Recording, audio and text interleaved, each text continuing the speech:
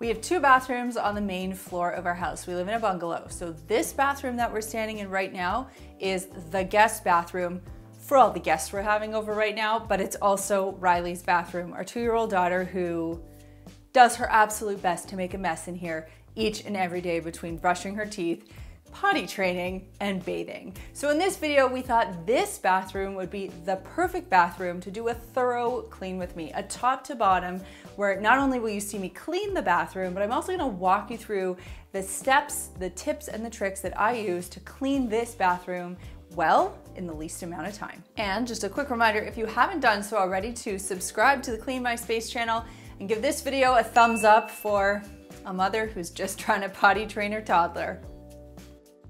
So when I look at this bathroom, it's messy and it feels overwhelming. That's why I developed the 3-wave system. So the first wave of the 3-wave system is to tidy and deal with the clutter. What I do is I start at one side of the bathroom, or my starting point, which to me is just beside the door, and I work my way around the room only dealing with clutter. So what you'll see me doing here is picking things up, tidying, putting things away, and also moving anything that doesn't belong in the bathroom out. I put it just at the door so that by the time I'm done this cleaning, I can then deal with it after the fact. This tidying doesn't take long, but it actually primes the space for the cleaning that's going to take place next. And yeah, let me tell you, a bathroom with a toddler, there's a lot of stuff to deal with between potty training supplies, toothbrush and tooth cleaning supplies, and more. Now, I try to keep things as minimal as possible in the bathroom because there's no need to have excess product and stuff, especially because this is a guest space. All right. Now I'm going to move on to what we call the second wave, because I've worked my way around the room doing all of the tidying and decluttering. And the second wave is now when I get to the cleaning. So I've grabbed my tub and tile cleaner here in the spray bottle, and I'm liberally spraying the shower tiles only. I will deal with the tub later. Next, I'm moving to the toilet. I use the same cleaner, tub and tile, toilet cleaner. It's all the same for me, but if you want to break it down into specialty cleaners, you can certainly do that as well. Now I'm going to tackle the mirror, and I have a separate cleaner for this. It's a gentler enzyme-based cleaner that's great for glass as well as for stone countertops. So I've taken a microfiber cloth, this one's a flat weave, folded it into quarters, and I've divided the mirror in half so that I can use the S pattern to work my way from top to bottom on both sides of the mirror. This is a great technique, obviously, for these large mirrors. Now, the next thing I'll do is spray the counters, sinks, and faucets with the same product. And by the time I work my way over back to the left side, everything has had a minute to sit. I'm using a general purpose cloth here, and I'll start with the faucets and countertops. I'm gonna do the sinks last. That's a great rule for cleaning. You always wanna do the sinks last because you're gonna need to use them a couple of times. Now I'm going to spray the sinks, and here I'm just wetting my sponge. I've sprayed it with that cleaner, and I'm working my way from the top around the bottom, getting all of those little under parts that get crusty and dirty. And it's really good to use a sponge that has a sharp kind of pointy edge so that you can really get into those tight corners. That's what I really love about this sponge. And then kind of rinse the sponge clean and use a microfiber cloth to buff the inside of the sink dry. That's kind of the finishing piece and makes your sink look super, super shiny. Now, if you have any marks on your sink, you can always throw a little bit of baking soda in there or some sort of powdered cleanser and use that with the sponge. But my sinks are in decent condition, so I just use the sponge with a little bit of the spray. And now, as I replace each item neatly back onto the counter where I found it, I just wipe it before I put it back, the sides and the bottom, so that way it looks nice and clean, and that's when I would remove any dust or marks. This is a hallmark of a cleaning business, you know, making a bathroom look nice and neat and also putting products back when they're clean. Another tip is not to wipe them clean over the countertop that you've already cleaned. You want to do it over the floor. This video was sponsored by Scotch-Brite brand, who also provided me with the Advanced Scrub Dots non-scratch scrubbers that you saw me using in this video. I'm so excited to show you this completely re-engineered sponge. It suds up and wrings out with ease, meaning that it dries super fast. The unique shape of the sponge makes it easy to hold, and even better, it's odor resistant. The little dots that you see, the scrub dots, ensure that the sponge rinses clean, which is great in the kitchen for things like egg and cheese. The Advanced Scrub Dots non-scratch scrubbers still delivers the trusted scrubbing power you're used to from the Scotch-Brite brand, which means that it's great for the bathroom as well. To learn more, visit scotch-brite.com. Now, coming back to the shower, what I'm doing here is just quickly respraying the surface so that if anything has dried, there's a little bit of moisture I can work with. You see how I've stepped into the tub to do my cleaning of the shower tiles? That's precisely why I don't spray the tub until after I've dealt with the shower tiles. So I use a sponge, I break the sections up so that I can do the S pattern effectively, and I work from top to bottom, left to right, scrubbing, getting into any of those grout lines as needed, but this shower is actually mostly used for baths, so it's in pretty good shape. I also make sure I cover off the hardware, and I will worry about the tub after I've rinsed the shower. Now, speaking of rinsing the shower, there are a couple of ways you can go. If you're lucky enough to have a hand shower, you'd want to make the water a little bit warm and then work your way slowly from top to bottom to rinse the shower tiles nice and clean.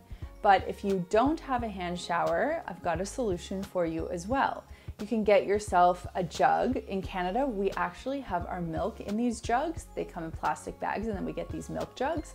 But if you can't get yourself a milk jug, you can find another jug or a large yogurt container or anything with a spout, even a big measuring cup, and use that to help rinse off the tiles in your shower.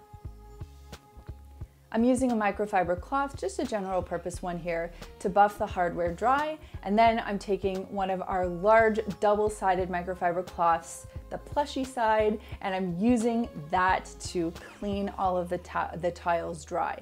This is so important because you don't want any drip marks, especially after you've spent so much time trying to make your shower look nice and clean.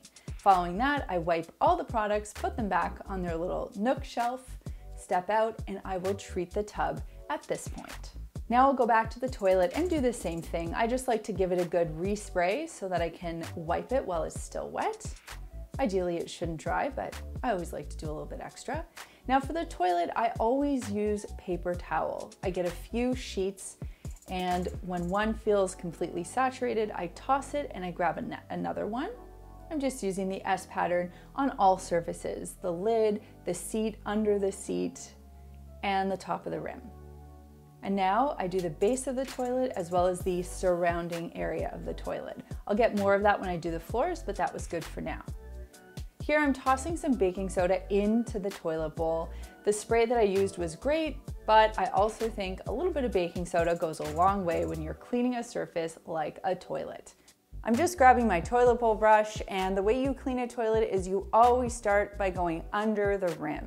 Then swirl your way around the bowl, working right down into the chute. Give the chute a couple of scrubs, you're done, flush the toilet, and move on.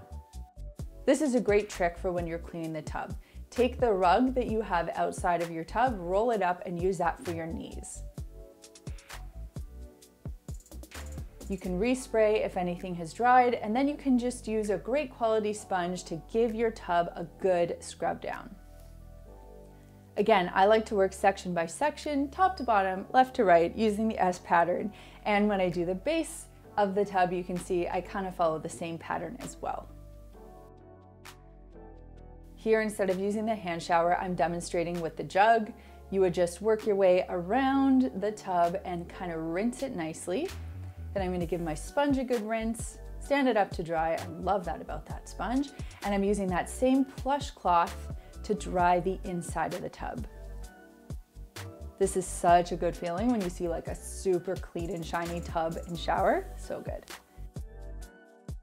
All right, now we're going to do the floors. So I use a microfiber cloth that has been used just with water. So this is the one that I use to dry the tub and the shower. I spray the floors and I do what I call the Cinderella method, which is I use the S pattern and a cloth to clean my floors. I prefer doing bathroom, if I could even say that, I prefer doing bathroom floors this way because I think with hair, you get a lot more accomplished, but you do you.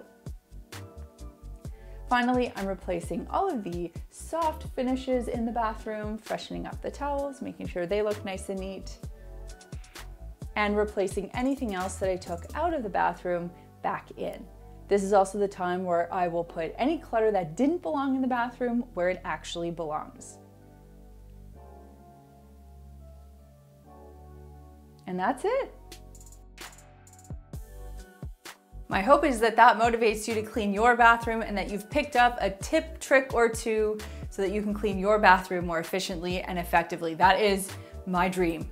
Really, that's all I want for you. And that brings me to this week's comment question, which is, and this is gonna be a hotly debated topic, do you prefer a tub shower combo, or are you someone who just wants a standalone shower and you want nothing to do with the tub?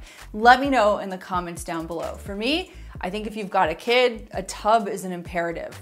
That said, we do have a standalone shower in the master bathroom, and I kind of love it, but I love a tub. I don't know, I'm kind of torn. Anyway, let me know your thoughts in the comments down below. If you want to see what we're up to during the rest of the week, you can follow along on Instagram. I'm at Melissa Maker, Chad is at the Chad Reynolds. The two of us are at Clean My Space. Here are a couple of other videos I think you're gonna love. If you wanna learn more about Maker's clean microfiber products, you can click this button right over here. There is a button down there that lets me know you care, so click it if you liked this video, and click this button right here to subscribe and begin your journey to a cleaner life. Thanks so much for watching, and we'll see you next time.